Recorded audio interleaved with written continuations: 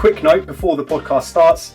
We recorded this one back in May, and so some of the information that we discuss in this episode may be a little bit out of date with the pace at which AI is changing and developing all the time.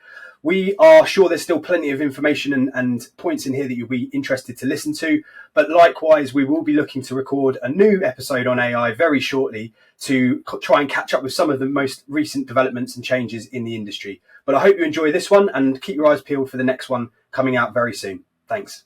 Welcome to another episode of ABM Under the Hood. My name is Jack Rawlings and I'm joined again today by Josh Weale. Thanks for joining, Josh. Hey, Jack. Thanks for having me again. No worries. So today we are going to be talking about specifically AI and ABM, how to use AI in the context of ABM, and essentially kind of really digging into different use cases that we've seen from sort of different areas, but also that we've been using ourselves in recent weeks and months from with clients and with campaigns that we're running and all of that kind of stuff. So there's lots to cover. I don't think we're going to necessarily be able to go into all of the intricacies and the details that we could today. So I think, this potentially is almost like a kind of an intro to the topic. I'm sure that there'll be a point in a couple of weeks or months or so where we might want to revisit it and talk about other aspects of it, because it's it's changing so quickly and all the time. There's things that have developed even in the last few days, which has kind of almost dramatically changed the scene and what's possible and what's feasible with the tools that we're starting to use. So I guess first thing for us to kind of discuss really is the basics of AI. I mean, maybe we want to just quickly go into some of the sort of tools that we've been seeing that are kind of out there, and a little bit about what they can potentially be used for. So, I mean, obviously, big one is ChatGPT. That's something that I think everyone will be familiar with and is probably the most well known and well used at the moment. One of the most exciting tools on the market. But any other tools or platforms that you're using or you've seen from an AI perspective? Yeah, I mean, there's loads, too many to mention really. But I think some of the ones that I've been trying out is obviously Google's competitor to what OpenAI are doing with ChatGPT, called Bard. I've been testing out that recently. There's also kind of all of the generative AI stuff around imagery and graphics, videos, voice creation, things like Midjourney and stuff like that. And also some of the stuff that I've been testing as well around kind of presentation decks. There's a couple of tools called Gamma and also Dectopus, which I've been trying out recently to try and test to see how well I can create a presentation. And it's pretty stunning actually that things can happen in 30 seconds, which would ordinarily have taken me about kind of 2 hours. So although there's still a long way to go before it becomes really that easy, but definitely it's amazing to see kind of how these kind of tools have arrived on the scene and how they're impacting our day to day really. So I guess the big thing that we've been sort of thinking about and trying to figure out, I suppose, is how can we use AI tools in ABM programs? What is it that what benefits is there that we can kind of glean from these different tools that we've got available? Obviously, it's still very much early days with a lot of them, and I don't think we've quite sort of worked out the full capabilities yet. But I know that you're doing some kind of work at the moment. You're doing a bit of an investigation into the different tools that and the different use cases in the ABM sort of framework. Do you want to give a bit of detail on that at all? Yeah, I mean, as you say, from my perspective at the minute, it's kind of just messing around, seeing what works, seeing how we can kind of optimize things, do things in a more efficient way. And one of the things that I've been really focusing on is just trying to understand kind of around insights and data, specifically around kind of how do we categorize insights and data and find patterns in data, both statistical and also qualitative. in terms of if we take, for example, a customer interview or an interview with a salesperson and trying to find kind of common characteristics and patterns around kind of what are the key things that they're talking about that we can then translate into something meaningful for our insights process. That's something where I've seen kind of a lot of help. So yeah, I mean, one of the use cases that I've been kind of using most recently is kind of using things like ChatGPT for analysis and statistical analysis and qualitative analysis of like during the insights process of taking a kind of bunch of data that I've collected either through interviews or through kind of building out spreadsheets through quantitative data, and then actually running that information through ChatGPT to kind of get a head start on what the kind of clear trends and patterns are.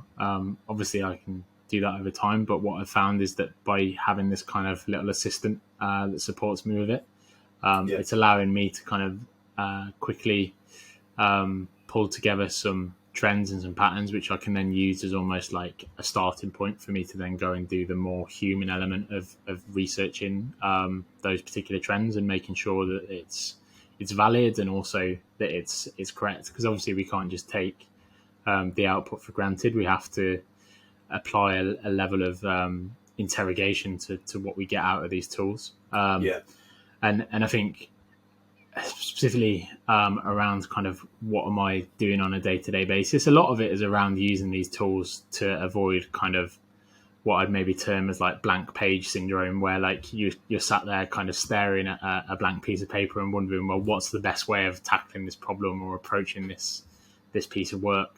And so sometimes you can kind of overthink things a little bit too much. And what I've found is that these tools are a really good way of kind of overcoming that and giving you a starting point that you can then go and take and build it into some really kind of meaningful work.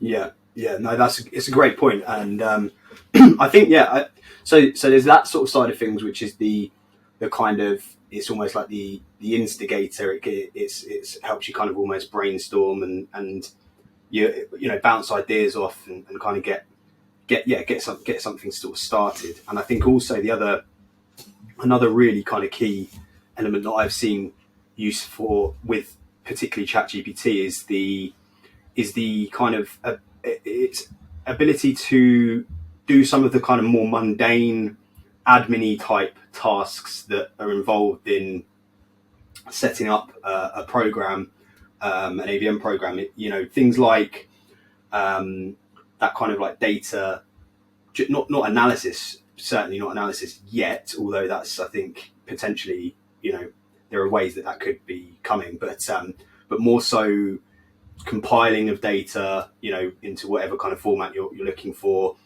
Even things like, I've been recently using it for helping me with like Excel and Google Sheets formulas and stuff that, you know, I would probably call myself sort of intermediate when it comes to Google Sheets and Excel. Like I know some formulas, I know the basics, but I wouldn't by any means suggest that I'm an expert. But with ChatGPT, I've kind of been able to put in, you know, requests and kind of prompts that about how to sort of slice data up, or how to kind of, you know, get a different picture on things in certain ways. And actually that's been incredibly useful for me. It's almost like having kind of, it's like increased my Excel and Google Sheets skills without necessarily actually learning it. I mean, that touches on something which I think is more of a kind of, I don't know if it's an ethical question as such, but more of like a, you know, it's a bit of a deeper question, which is, by doing this, are we kind of changing how we work and our brains work, that we're not necessarily going to be learning as much, you know, how to do things from scratch in the way that we would otherwise. But I guess it's sort of similar to like, you know, the transition from to using like search engines, right? Like there was a time when people had to know a lot of facts and trivia and the answers to things, and they had to just kind of learn it, you know, rote. Whereas now, or certainly over the last sort of couple of decades, it's changed to being effective is to know how to find the information that you're looking for, which usually, you know, used to be using search engines to do that and the web, but now potentially it's taking it even a step further, and it's knowing how to use AI tools to give you that information or to do the work for you, essentially. Yeah, absolutely. I think what I've been trying to kind of instill in my own processes and practices when it comes to using tools like ChatGPT and Bard and other kind of generative AI things is around kind of, I try to avoid doing anything that's I would call a lazy task. So if it's like a piece of work where I can do it and it takes a certain amount of time, I will still do that work and approach it in the same way that I would, because I think that point you made there around kind of, and I think people will have different opinions. Like some people will see kind of efficiency as the number one priority over everything. Yeah. But I do think there is something to be said around kind of maintaining our own kind of approach to things and not just relying on technology.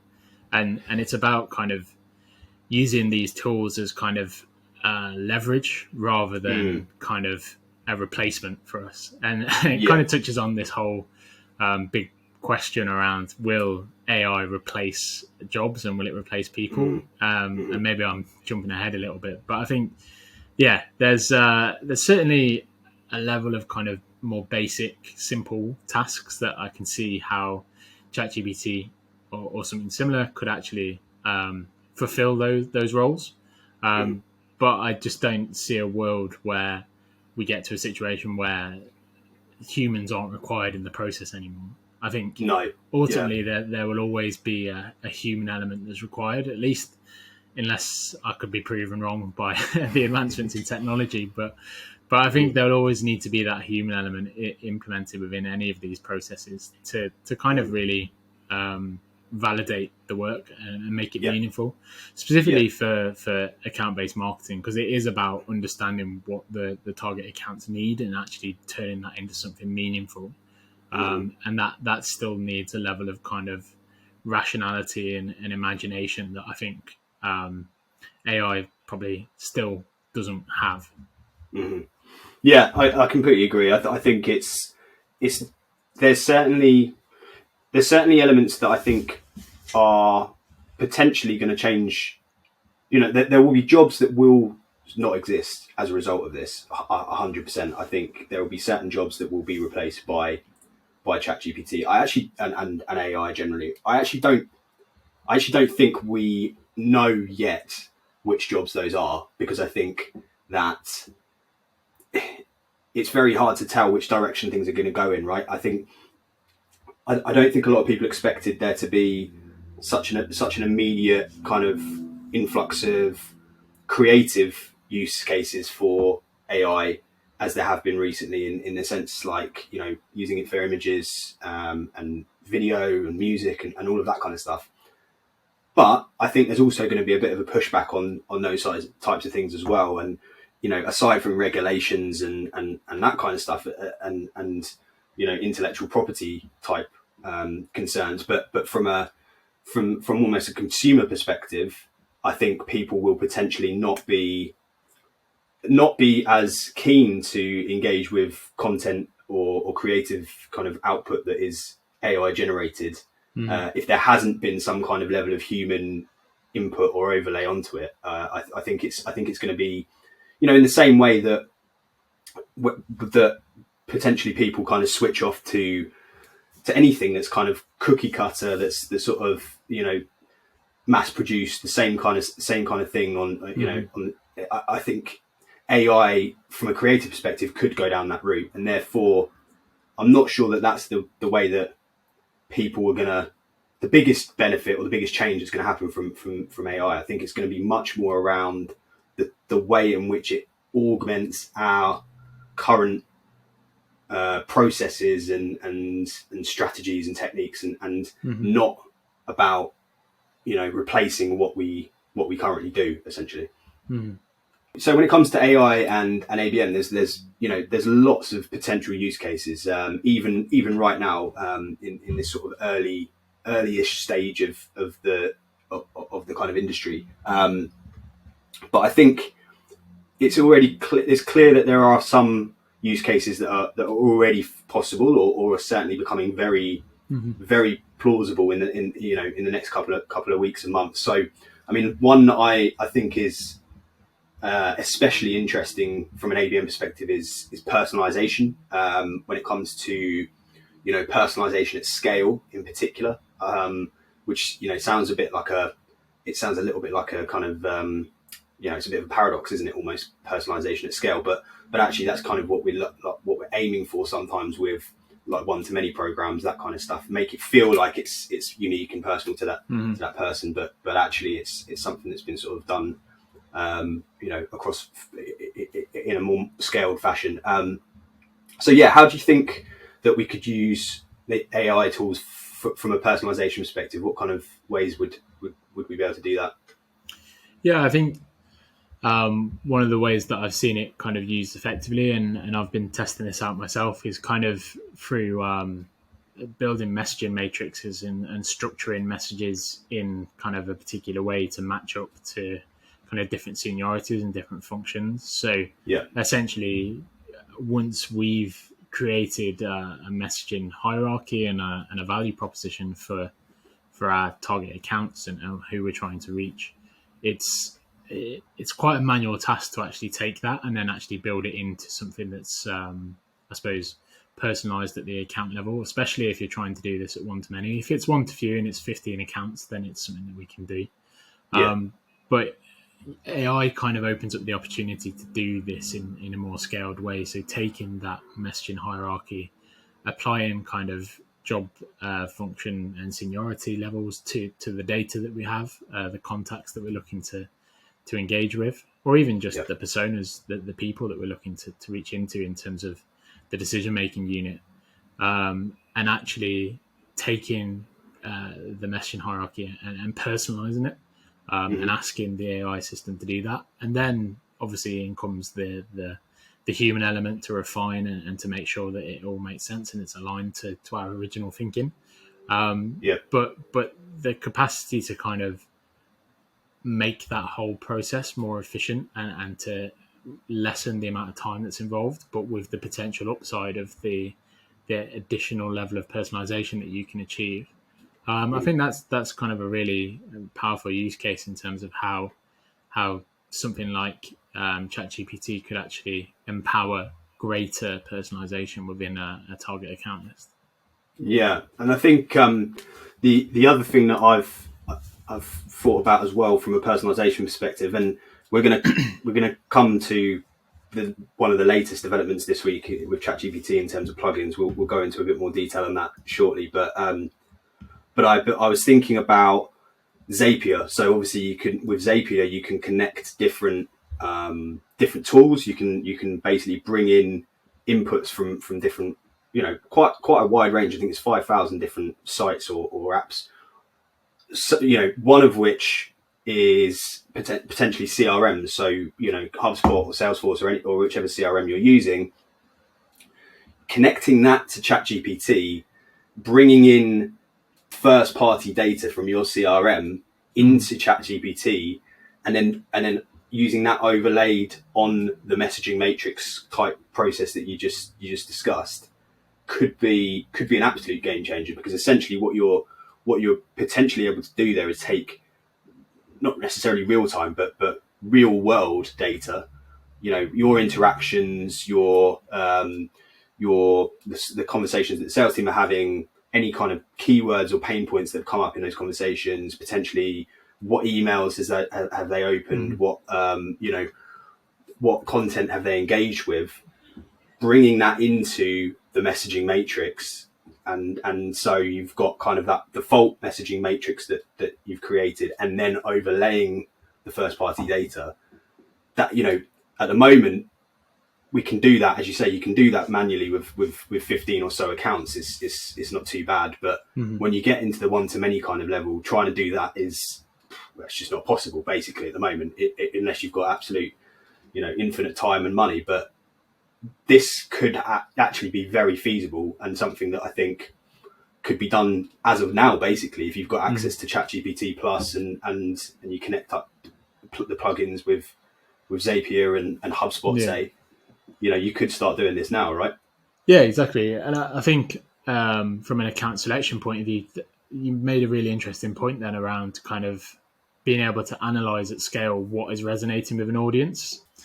So we have a campaign type within the agency called the Kickstart Accelerator Program. And this is essentially taking our clients' best thinking and getting it to market as quickly as possible, almost in kind of a demand generation style, to really just understand what kind of messages, content types, channels, and tactics are really resonating with the target accounts that we're trying to reach into.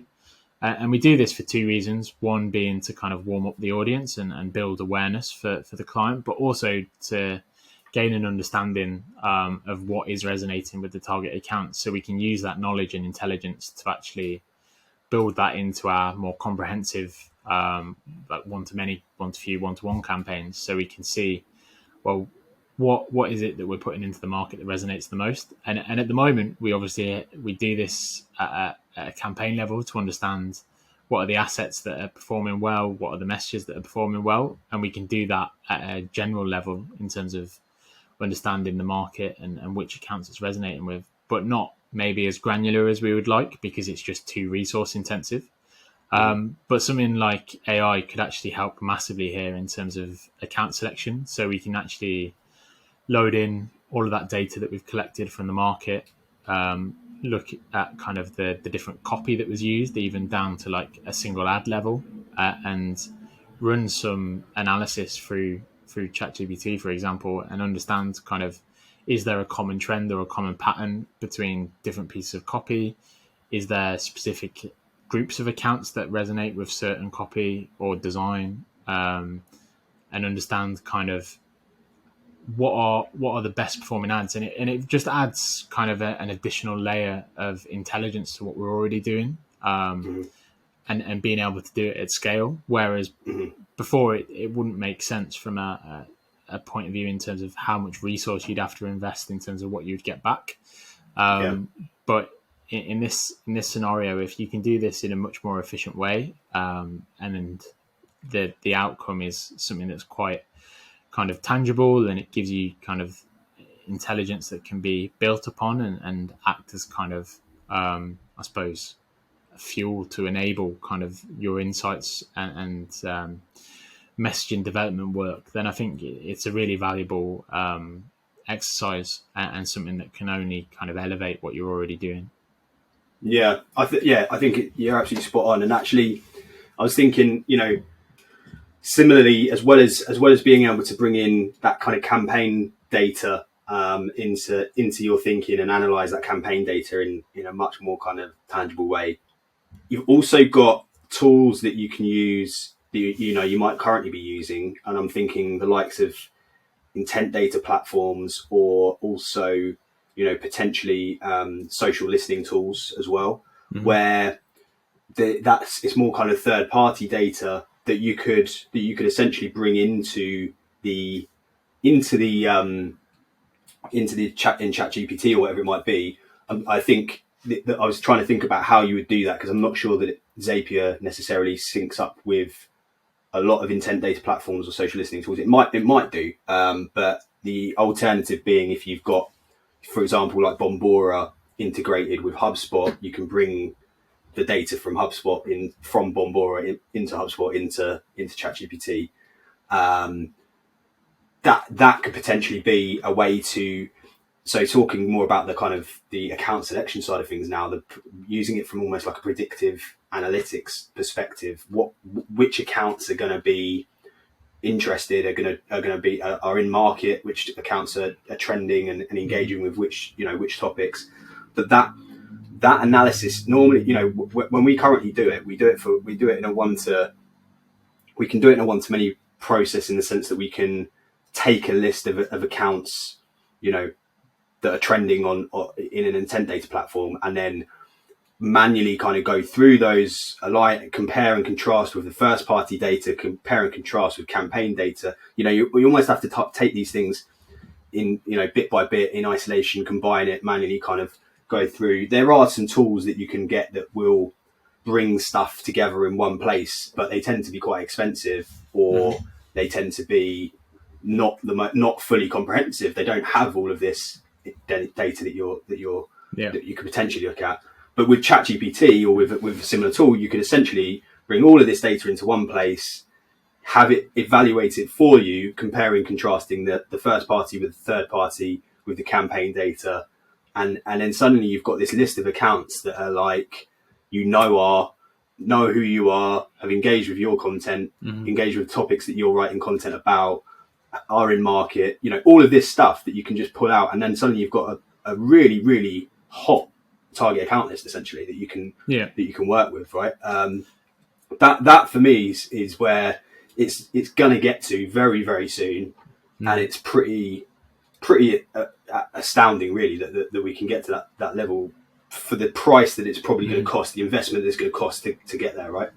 Yeah, and I think there's a couple of really key points that you made there, and I think I want to tie it back to kind of the whole trend of why it's important for strategic marketers to kind of get to know the capabilities of these AI tools and leverage them on a day-to-day basis, because specifically in kind of account-based marketing teams, we know from working with our clients that quite often these programs, they start out pretty small in terms of resource, maybe 1 or 2 people, and you've got kind of one marketer who's trying to do 6 or 7 different things all at once, and it becomes kind of a question of prioritization, right? In terms of how much time have I got to do something, how much resource have I got, how much budget do I have, and can I achieve everything I want to do?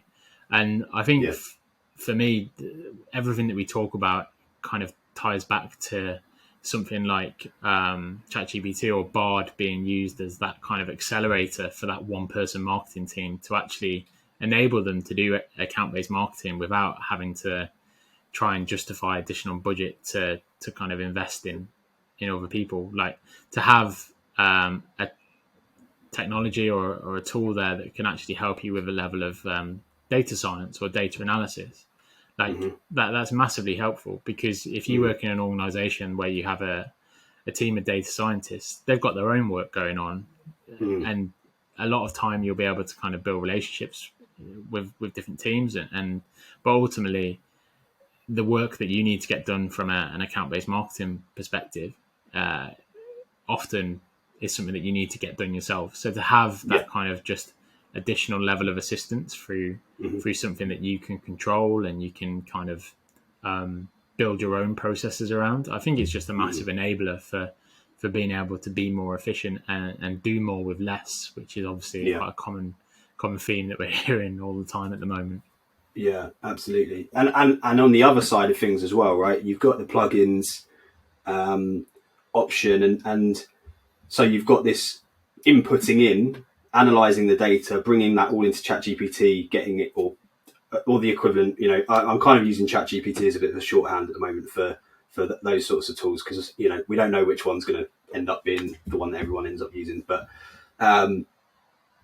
you can bring all of that data in, but also with the plugins that are starting to come through, and again, Zapier being one, you can also then bring that data out as well. So you can then filter that data out automatically into, for example, your HubSpot or your ad platforms, potentially even, things like that, where you can essentially, you don't even need to take that manual approach of then building audiences and building lists and all of this kind of stuff. You can basically just do it automatically. On top of that, you can then also do you could create email sequences and sales sequences and whatever else in those platforms directly from GPT, based on the data that's been fed in from your own campaigns, from your first party data, from your third party data.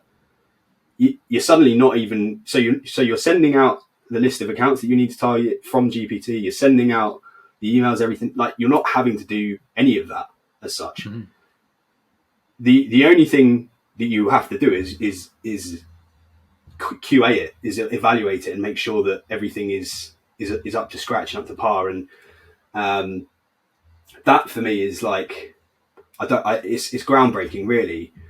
But what it doesn't suggest to me is that it's going to replace, it replaces functions that we're currently doing, or we currently wish we could do at that scale. But it doesn't replace the marketer the person doing it. It just means that the marketer can do more and be more effective and do more, more of it, right? With with a smaller resource and a smaller budget. So suddenly, instead of being able to only target 100 accounts with a one-to-many campaign, you could target, thousands realistically. As long as there was the right amount of data coming in and all of that, it suddenly becomes feasible to really scale that up. So you're then looking at potentially more, more from a results perspective as well. So the whole thing is quite kind of like it's a magnifier, right? It's like a 10x on our abilities as marketers rather than a replacement for us. And I say that I'm not saying that out of a personal kind of hope that my job's not going to be taken. It's more a case of I'm excited by the possibilities that we can actually really do more with the tools that we've got at our disposal. Yeah, no, absolutely. So, it's not going to be all plain sailing, right? It's not going to be completely smooth and simple process. So what are some of the challenges? What are some of the challenges you've had already with using AI and ABM, and what challenges can you foresee coming as we kind of use this technology more? Yeah, I think the biggest one from my perspective at the moment is actually getting the output that you want, and it's about kind of knowing what you want and having a strategy for how you're going to use these tools. I think if you just go into using something like ChatGPT or Bard and just start typing prompts, what you're likely to get back is something that is quite generic and it's not really fit for purpose. I think a challenge to overcome for a lot of marketers is going to be, well, how can we write the best prompts or engineer the best prompts that actually achieve what we need it to do? How can we train it to sound like us? How can we train these generative AI platforms to feel authentic?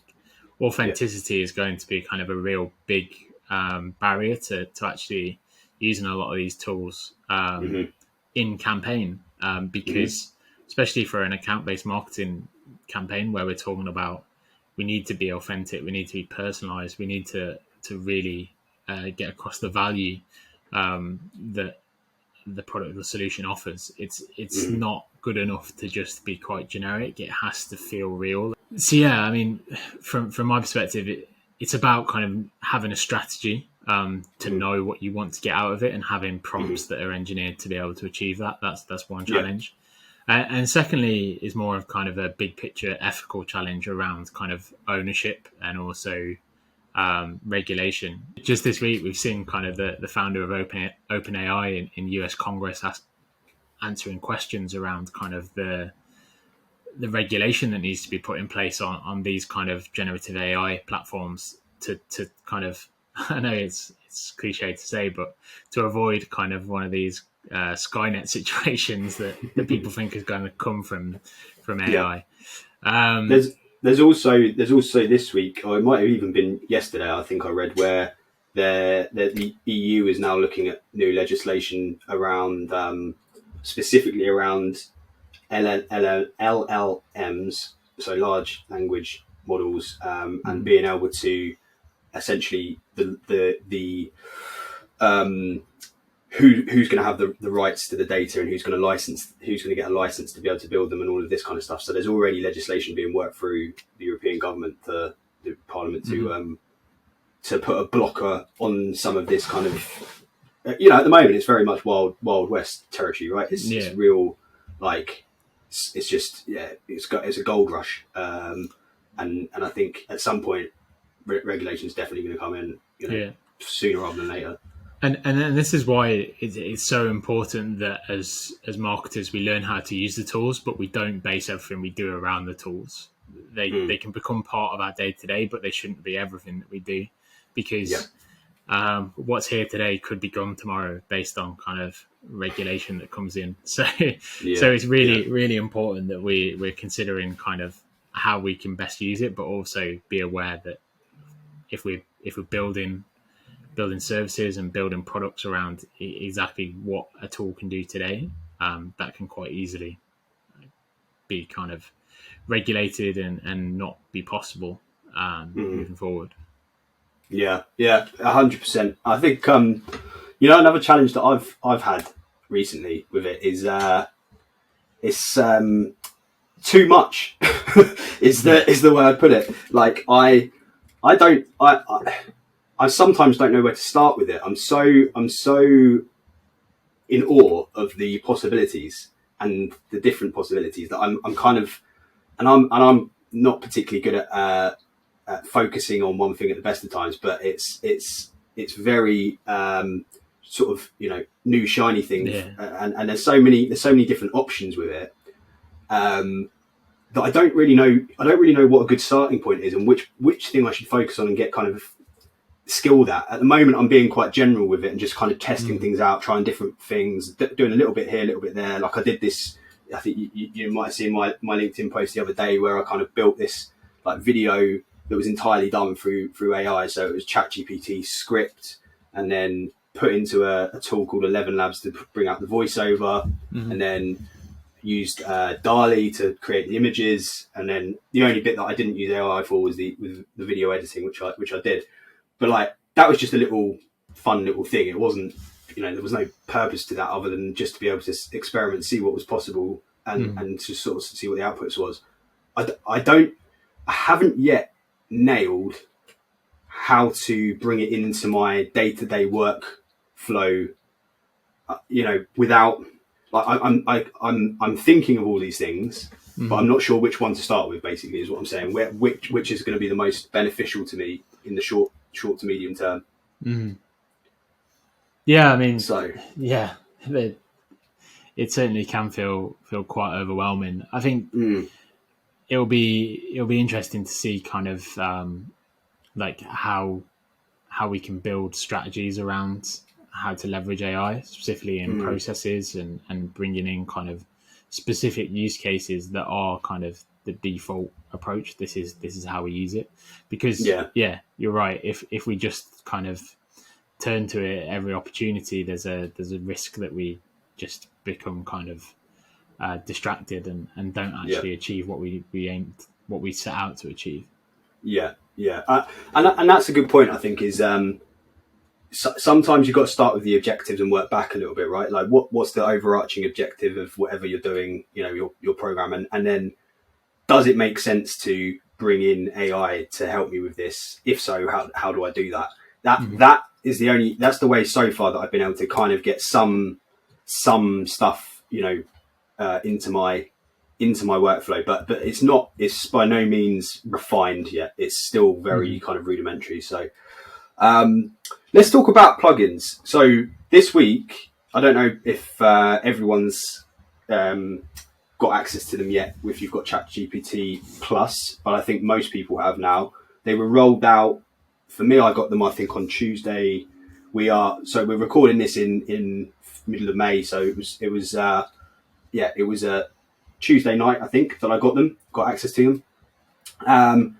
And at the same time also got access to the web browsing functionality. So obviously ChatGPT was previously, even in the Plus subscription, was limited to data up to 2021 was kind of cut off. But now there is a beta version or an alpha version of the plugin of the browser functionality that essentially means it can search the internet up, present day. That plus the range of plugins that are already available. There's 70 odd plugins for different things. I mean, that's a game changer, right? That's even just from what it was 2 weeks ago, which was already ripe with possibilities. It's now even bigger. The scale is even bigger, right? Yeah, absolutely. And I think it's only going to continue to grow. I mean, there's like 70 plugins or so that are available today. In 2 weeks' time, as more and more businesses start to think about, well, how can we integrate with something like ChatGPT's API? How can we make this usable for our kind of audience? It's only going to get bigger and bigger. So again, it kind of goes back to that point around being focused on what your strategy is, what your objectives are, and what you're trying to achieve, and selecting the plugins that are going to help you to do that. So as you mentioned there, kind of web browsing, there's also a couple of plugins that I've been using called Web Pilot, and I think it's something to do with prompting as well, where the kind of approach that I'm taking is is if I need to kind of go and, let's say, I've been doing a little bit of work around kind of competitor analysis and looking at kind of what are the keywords and key topics that they're talking about online. For me to do that, it would be a case of kind of having to go through and manually look up all of the different articles, search kind of their web pages and do all of that, which we do for one-to-few programs and one-to-one programs. But when we're trying to do that at kind of a one-to-many scale and understand kind of a larger spectrum of competitors and understanding kind of all of the different sub-competitors as well, there's a lot of work that goes into that. Having something that can access the internet and go and pull that data back and put it into something that's coherent rather than just, obviously web scrapers and stuff like that have been around for years, but a lot of the time you get that it's incoherent, a lot of gaps, you have to kind of turn it into something usable. But to have something that you can kind of now send out and go and pull that data back and it automatically builds it into something that you can kind of take. It's tangible. With sources as well. Yeah, with sources and being able to kind of validate it as well. It's just massively powerful in terms of accelerating some of that work. Yeah, 100%. Yeah, it was a real eye opener for me when I got access to those, and also there's a few others that I think are really potentially very intriguing from an ABM perspective. So you've got there's one called Chat with PDF, I think it is. Yeah, Chat with PDF, and there's one called Vox Script, which are both kind of similar in the sense that one is to one goes through a PDF. So what is currently kind of there's loads of PDFs online, but actually they're quite hard to take anything from beyond having to manually read through them. Right? You can't scrape them. You potentially you can. I don't know specifically, but they're very hard to kind of get the information and data from. Right? This you can use to almost ask ChatGPT questions about the PDF. It will answer based on the PDF, what's in the PDF. Same with the YouTube one, Vox Script, and we'll share a link to all of our kind of thoughts on the plugin side of things. But also we're going to share a prompt, a cheat sheet for ABM and AI prompts as well. So that will be in the resources. But the YouTube prompt, the YouTube plugin Vox Script as well. That basically means you can go through videos and you do the same thing. You can ask questions based on information in a video, which is that feels really quite futuristic. Those sorts of things potentially from a insights gathering perspective could be enormous, right? If you've got PDFs that a company's been publishing, you can take information from that and to build a picture up of. I'm thinking things like financial reports and statements and stuff like that can come from there. But there's other tools as well, other plugins like so it's BizTalk, Public, and Golden. Three other ones that I've seen, which are all similar types of tools. I think essentially they're like company analysis tools, financial analysis and stuff like that. So that's other things that you can bring into it. What else? You've got Weale. Have you looked at that one? Weale. It's like a survey creation. So you create surveys based on the information you want to gather. It will create a survey that kind of specifically, is tailored to gathering that information. I showed you one the other day, didn't I? Show Me, which is a pretty interesting one. That's it actually draws diagrams for you. So I used it to draw a sort of dummy org chart, which was quite interesting. So I think one thing that businesses that are planning on using AI in their kind of ABM journey should be aware of and should be kind of thinking about is data privacy. We mentioned earlier about bringing in first party data from the CRM and other data tools and stuff like that. There's some considerations that businesses need to be thinking about, right, when they're putting that data into ChatGPT. What should we be sort of aware of when we're inputting stuff into ChatGPT, would you say? Yeah, I think it's a really, really good question. And I think it's really important that this is kind of a prioritized consideration for anybody looking to use AI, and particularly kind of generative AI, large language models. because these tools, they're obviously trained on information that's submitted to them, and the more data they have, the more they know, the kind of better the quality of the output is, which is obviously a great thing in terms of usability.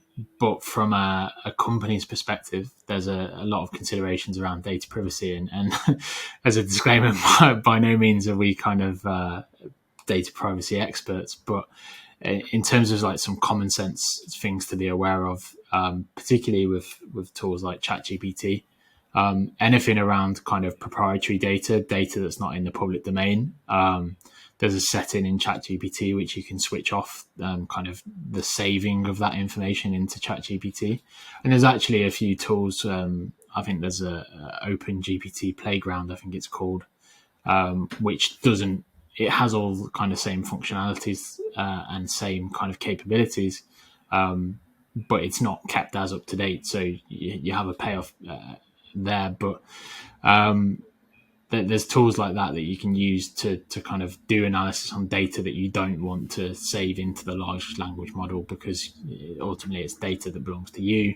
You don't want it to be used in the training kind of these models, and certainly don't want them to kind of become public knowledge or in the public domain. So that's one thing. And kind of the second thing is around, I guess, from a not just a privacy perspective, but also moving towards kind of intellectual property perspective. When we're thinking about kind of generative AI, about being aware that some of the kind of, certainly some of the things that we're seeing at the moment in terms of creation of videos, creation of audio files, even to an extent creation of documents. If you are kind of claiming that those documents belong to you or they've been created by you, and you've used some of these tools, just be aware that may not actually be true. And there is there's currently, as you mentioned earlier, kind of legislation that who actually owns the rights to what is created by these tools. So just a couple of common sense things to consider if you're looking to use some of these tools in your day to day.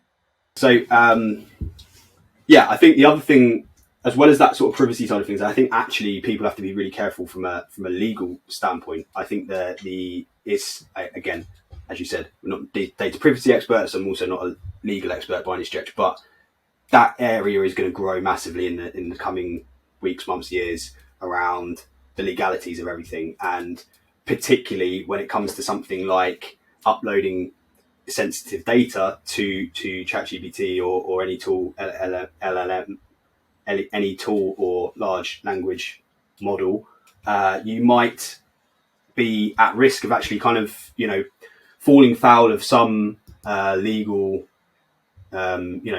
issues and legal frameworks, right?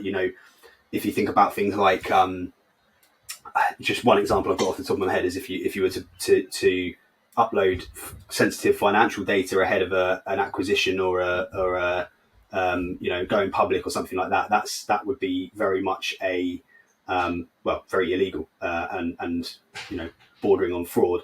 So that kind of stuff, even if unintentionally, there are consequences that at play if you go down that route. So it's not even just privacy, but even serious, real legal issues that you could run into. So just be very careful about that and make sure that you are, as you say, Josh, kind of having that button. If you're putting anything sensitive in there, switch the button to don't save the chat and make sure that none of that information is being uploaded into the model. We have had some questions as well this week. I posted on LinkedIn about recording this episode, and we had a couple of questions from some of our network. And the first one is from Juan Beganza Setien, and he asked us, will AI be able to choose a list of specific accounts? And I think we've kind of answered that to some extent. We would say that we're not necessarily right at that point quite yet, but it's very much almost there. And with these plugins now and the ability to bring in third-party data, all of that into ChatGPT, it's almost there. Basically, it could be done, right? Yeah, it could. But I think it again, to reiterate a point that we've kind of spoken about already in this podcast, it's not necessarily about getting the AI tool to select a group of accounts. It's about using that tool as part of your overall process and having a strategy, having kind of defined criteria for how you're going to select those accounts, and then using the tool to actually identify which are the best fit accounts, and using it to analyze data, analyze all the different kind of information that you have available about those accounts to build the list. So yeah, although it can certainly help in terms of making that process a lot more efficient, I would certainly at this point consider how it is part of a bigger process, rather than just, can we just plug the tool into our account list and say, spit out which accounts are we going to go after next quarter. Yeah, agreed. Yeah, I think all of this stuff that we discussed today needs that level of human oversight and strategy. Yeah, ultimately strategy. Tying it back to your objectives and being clear about what you're looking to achieve with it. So, yeah, spot on. We also had question from Karina Owens, who is a good friend of the podcast. She was on Let's Talk ABM as well, our kind of sister podcast. And she wanted to know about specifically technologies that are already kind of existing that are helping marketers and ABMers in particular kind of identify moments in a prospect's journey in real time. So, identifying anonymous traffic, buyer sentiment, whether or not something's kind of converting, the amount of clicks it's taking to get to a certain action, that kind of stuff. Is there anything that you're using or you're aware of that kind of helps with that? Yeah, I mean, I haven't certainly come across one tool that can do all of those things, but I think it's certainly not in one package. But I think one of the areas where I think you can tie multiple things together is what you were talking about earlier in terms of connecting things with tools like Zapier. So you could take a platform like Dealfront, for example, which is identifying anonymized traffic to a website, connect that up to Zapier so that it has a kind of constant stream of information that's feeding into Google Sheets, and then having kind of something like ChatGPT, which is running on a script on that Google Sheet to kind of analyze, well, who are these accounts that are coming in? What pages are they looking at? How long are they staying on the platform for? And actually then connecting that piece of work to something like a notification or Slack even. You could, in theory, create a Slack channel which is directly being sent to either yourself or to the sales team to say, rather than kind of the I suppose, to an extent, the manual process today of having to kind of keep that feed going and checking in on it every now and then, you could actually create a working notification system that is not just informing the team that somebody's been on the website and this is what they've looked at, but it's actually going one step further and analysing how long they spent there. And in some ways, you could actually set up to start recommending, share this piece of content with them, depending on what they've been doing and what level of kind of interest they've shown in the pages that they've been on. So that's certainly one area where I think AI could be explored in terms of connecting several tools together and using something like ChatGPT as a kind of an enabler to facilitate a workflow like that. Yeah, absolutely. And actually, I was thinking, potentially you could do the same with something like Hotjar or, there are other similar tools like that where it's kind of that page analysis type activity, heat maps and stuff like that, but also specific kind of like link, data, clicks on pages, all of that kind of stuff. Combining that, it might be that it would make sense to use. I've been thinking about this in terms of this sort of, what's that centralized hub going to be like? Is it best to build everything into a spreadsheet, as you say, or would it make more sense to have something like, if you've got HubSpot, where you can get all of most of that data integrated into HubSpot, or other CRMs, Salesforce and Marketo and stuff do similar, or is it that almost you've got a ChatGPT is almost like the centralized place, or whichever kind of tool you're using is a centralized place where that's where everything goes, and then it feeds back out again. It's kind of hard to know exactly which one is the best. And I guess it probably depends somewhat on what you're used to using, what the context of your business and all that kind of stuff. But what would you say? Do you think it makes more sense to be working from a spreadsheet or from the CRM, or how would you approach that? Yeah, I think wherever possible in ABM, it's important to have a single source of truth. And the easiest way of kind of facilitating that is often to get your CRM right and connect your CRM to the tools that you need to. So I would always say kind of focus on getting the CRM in a place where it can do those things first, in terms of storing the data and capturing data, and then using those kind of augmented tools to enrich the data and build workflows that then keep everything up to date, keep everything kind of in as real time as possible in terms of activity. So yeah, I would say that's probably the best approach is focusing on your CRM as your single source of truth, and then using the tools around it.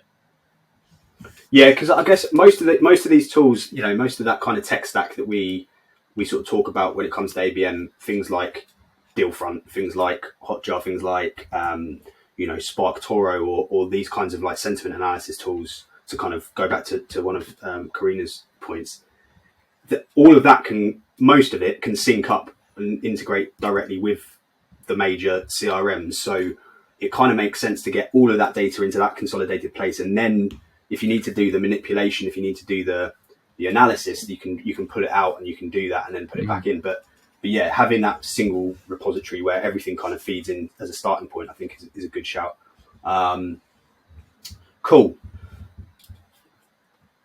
So, I mean, we have probably, I would say, only just kind of scratched the surface of this topic.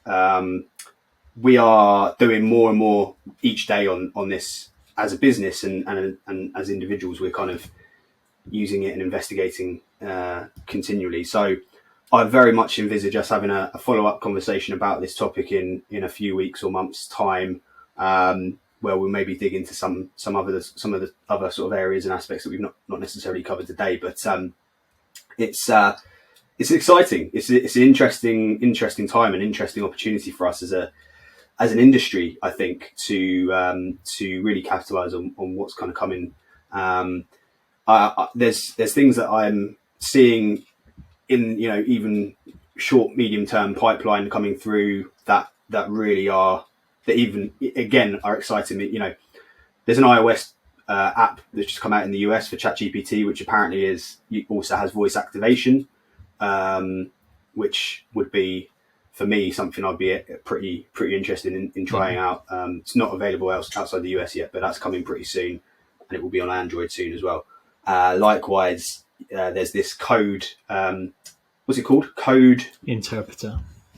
That's it. Yeah. Code Interpreter, which sounds like it could be. Well, I mean that basically just means it opens up. It really does open up infinite possibilities. And if you can do that, right, you can literally build and spin up apps and little tools and stuff in a matter of minutes, hours, or days.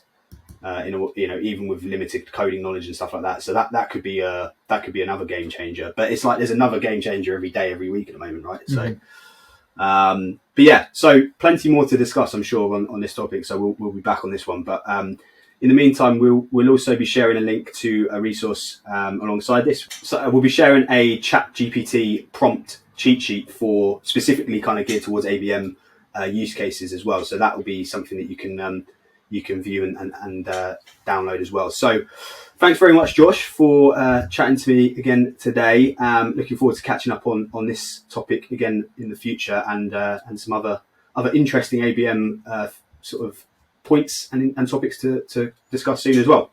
Yeah, thanks for having me, Jack. Great to chat all things AI. Nice one. Cheers, Josh. Cheers.